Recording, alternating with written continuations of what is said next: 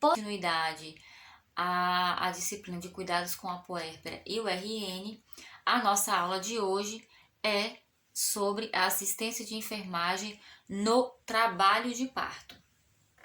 O trabalho de parto, ele é definido como as contrações uterinas repetidas de frequência, de intensidade e de duração suficientes para causar o apagamento cervical progressivo e a dilatação do colo uterino para o nascimento do bebê. O trabalho de parto, ele é dividido entre os estágios e as fases do trabalho de parto. Então, quais seriam os estágios? Nós temos o primeiro estágio, que começa com o início do trabalho de parto e termina com a dilatação cervical completa. E o primeiro estágio é dividido nas fases latente e na fase ativa. A fase latente, ela começa com o início das contrações regulares e termina quando há um aumento na velocidade de dilatação cervical, que em geral é de 3 a 4 centímetros de dilatação. Já a fase ativa, ela é caracterizada pelo aumento da dilatação cervical e pela descida e apresentação fetal, e termina com a dilatação cervical completa. Temos o segundo estágio. O segundo estágio do trabalho de parto é o intervalo entre a dilatação cervical completa e o nascimento do bebê. O terceiro estágio é o intervalo entre o nascimento do bebê e a saída da placenta. O quarto estágio é o famoso puerpério. Dentro do trabalho de parto, nós temos os mecanismos do trabalho de parto, que nada mais são que os movimentos cardinais do trabalho de parto, ou seja, a mudança na posição da cabeça fetal, que é dividida na fase do encaixe, que é quando o bebê encaixa a cabeça no assoalho pélvico materno, a fase da descida, que é quando a cabeça do bebê já está encaixada e ele começa a descer e exerce pressão ali no assoalho pélvico materno. Temos a flexão, que é quando ele se torna muito mais flexível ali no assoalho pélvico da mãe, proporcionando assim a dilatação cervical. A fase da rotação interna, que é quando ele pode fazer o giro da cabeça no assoalho pélvico da mãe. A extensão, que é quando a cabeça fetal é liberada pela extensão, através da posição fletida.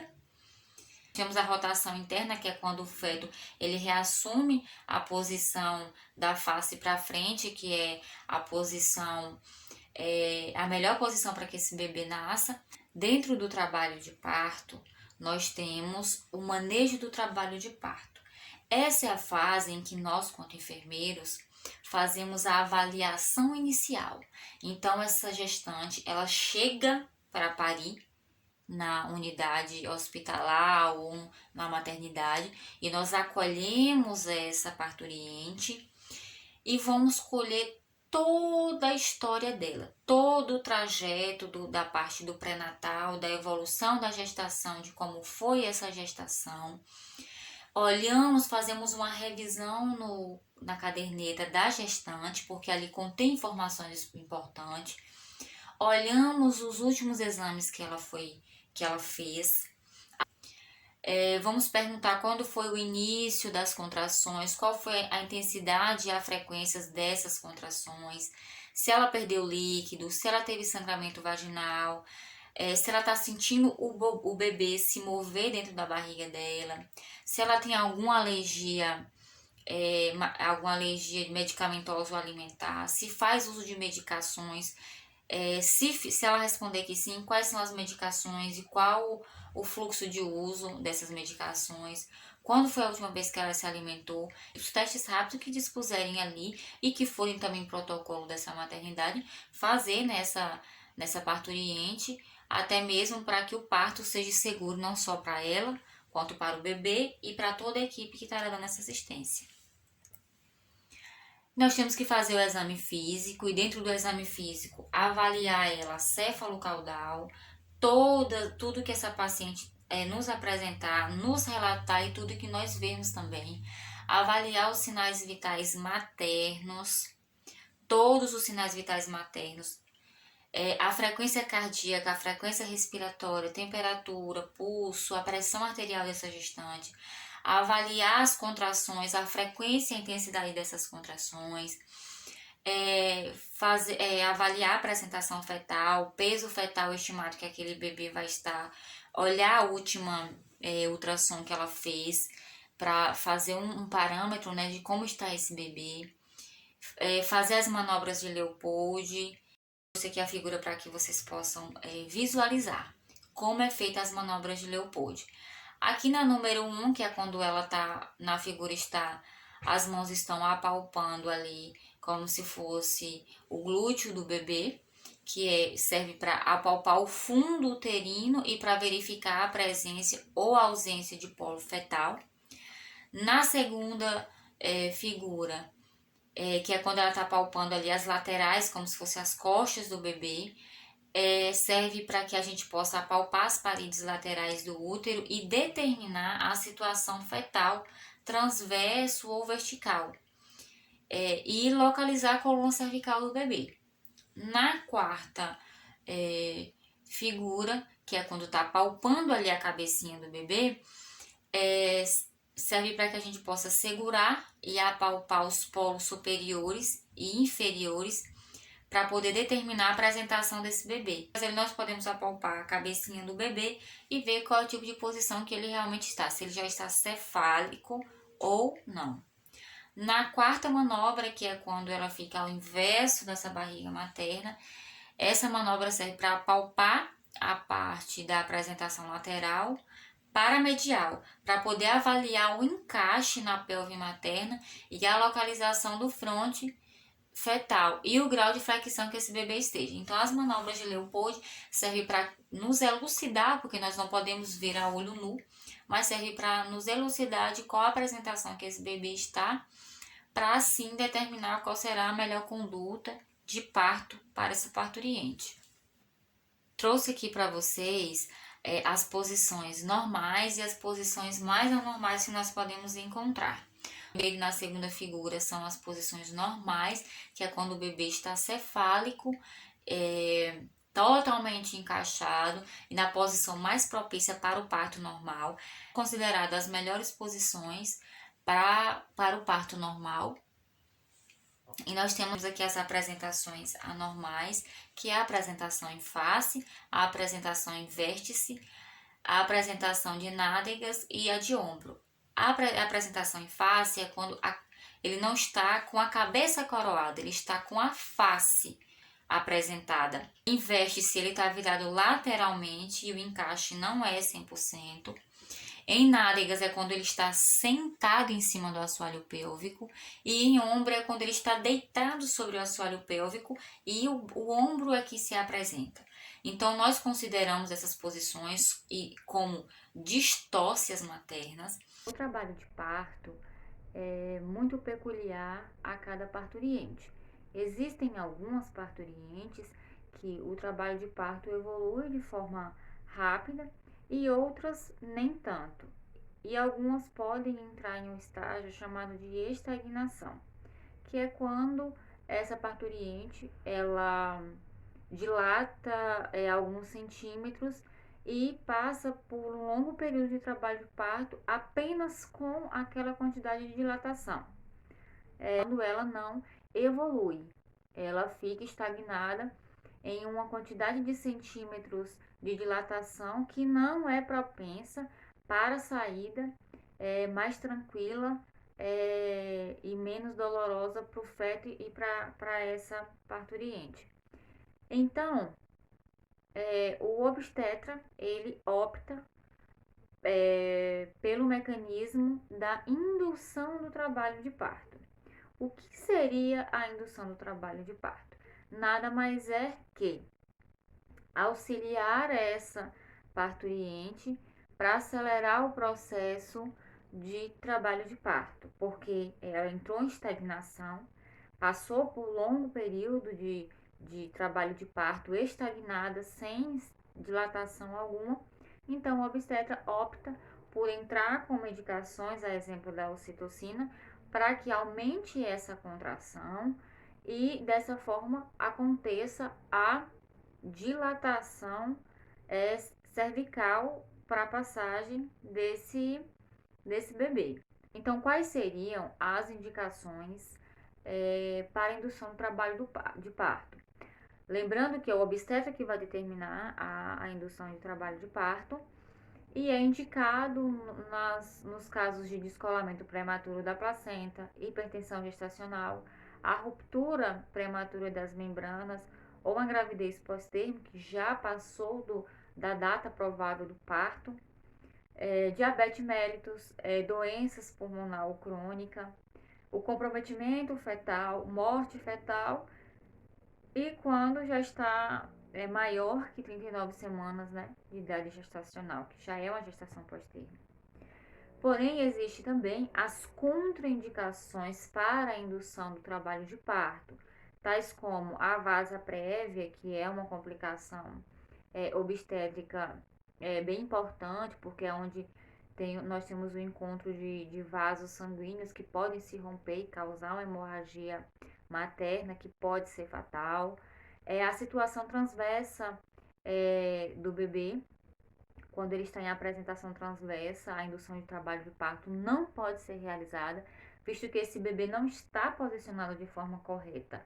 As infecções com carga ativa de HIV, deformidades na estrutura pélvica, porque ela não vai poder mais se dilatar, o prolapso de cordão umbilical e nos casos em que a parturiente tiver câncer cervical já bem evoluído. No parto vaginal espontâneo assistido, o maior objetivo é reduzir o trauma materno e prevenir a lesão fetal e fornecer um suporte inicial a recém-nascido. Nesses casos, ocorre a episiotomia, que é uma incisão ali no corpo perineal para poder aumentar a área de saída e facilitar o parto. E também o parto com fórceps, que a classificação é feita pelo plano da cabeça fetal no momento em que o fórceps é aplicado. Lembrando que também o parto com fórceps, ele só é através de indicação médica, a depender da evolução do trabalho de parto dessa parturiente e se ela tem condições para que o parto com fórceps seja ofertado a ela. Então, quais seriam as indicações para o parto com fórceps? Elas não são absolutas, mas geralmente quando o segundo estágio do trabalho de parto já está prolongado, nos casos de exaustão materna, ou se esse possível materno inadequado, que é quando essa parturiente está colocando uma força que a gente considera como uma força errada, o sofrimento fetal durante o trabalho de parto. Essa figura vocês podem visualizar bem o que eu acabei de dizer, na verdade ela é um resumo do que eu acabei de dizer, que o fórceps ele é introduzido somente quando nós já conseguimos visualizar o crânio do bebê. Nesse momento, o médico o obstetra vem com os fórceps, encaixa na cabeça do bebê e ele vem fazendo um auxílio para o deslizamento e saída bem adequada e confortável para esse bebê. Existe a cesariana, que é um tipo de parto operatório, visto que no parto normal o bebê vai nascer no tempo dele. Na cesárea é feita uma incisão cirúrgica e através dessa incisão cirúrgica é feita a retirada desse bebê. As indicações fetais para o parto cesáreo é quando o traçado cardíaco fetal ele não é tranquilizador, que é quando ele fica oscilando. A apresentação desse bebê não for cefálica, geralmente quando o bebê já está no período de nascer e ele está ali sentado ou transverso. Nos casos, então as anomalias fetais como a hidrocefalia, o prolapso de cordão umbilical, quando são gêmeos que estão unidos, a cesariana é sempre indicada. E as indicações maternas, as indicações para a mãe, para uma cesariana, é quando ocorre a obstrução do trato genital inferior, a cesárea prévia, cirurgia uterina prévia, que envolve, né, ali a parte contrátil do útero, história de lesão grave no assoalho pélvico e a cerclagem abdominal. Já as indicações maternas e fetais é quando tem o descolamento prematuro de placenta, a infecção de herpes ou casos de HIV, que é onde a carga está muito alta, distócias do trabalho de parto, a placenta prévia. E então nessa figura nós podemos visualizar de forma muito nítida, quando se tem ali a incisão da pele e a incisão do útero. Por quê? Pelo parto normal, esse bebê ele vai ter o rompimento da bolsa e ele vai nascer. Nos casos de indicações de cesariana, do parto cesariano, não ocorre isso. Então tem que ter a incisão cirúrgica da pele e a incisão no útero para a retirada desse bebê. Existe também o parto natural humanizado, que é um parto 100% normal, que não tem quaisquer intervenções clínicas. Geralmente é feito com a parturiente deitada numa banheira imergida em água, e ela vai passar por um período aí de trabalho de parto, e esse bebê vai nascer exatamente no tempo dele. Não vai ter interferência de fórceps ou quaisquer outros mecanismos. Esse bebê vai nascer exatamente no tempo dele. E a maioria desse tipo de parto, ele geralmente é feito em casa ou em clínicas particulares, mas em algumas maternidades que atendem pelo SUS já dispõe tanto de médicos obstetras preparados para esse tipo de parto, como também de todos os recursos físicos para que ocorra o parto natural humanizado. Existe parto de cócoras, que, como vocês podem visualizar aí na figura, consiste em fazer a mulher ficar em uma posição literalmente de cócoras e facilitar a saída do bebê. Então ela fica na posição de cócoras. Nesse momento tem a força da gravidade, em que auxilia em todo instante para o nascimento desse bebê, que é quando essa barriga vai exercer uma pressão para baixo, fazendo com que nós temos também o partograma, que é obrigatório. O partograma, ele é uma representação gráfica e bem objetiva do trabalho de parto. Ele mostra vários dados, dentre eles a evolução da dilatação do colo cervical, a descida, a apresentação desse bebê, que são elementos fundamentais na qualidade da assistência do parto. É só preencher conforme o trabalho de parto evolui. Então, tem todas as informações como dilatação de tantas em tantas horas, a frequência cardíaca e respiratória, se foi administrado ocitocina ou não, qual a intensidade dessas contrações, de quanto em quantos minutos essas contrações vêm.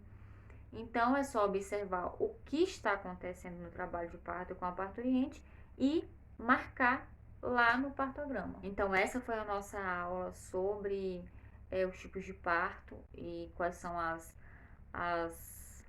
Bom, essa foi a nossa aula sobre trabalho de parto. Deixo aqui as referências bibliográficas, onde vocês podem procurar e estudar, da onde eu extraí toda essa aula. E até a próxima aula.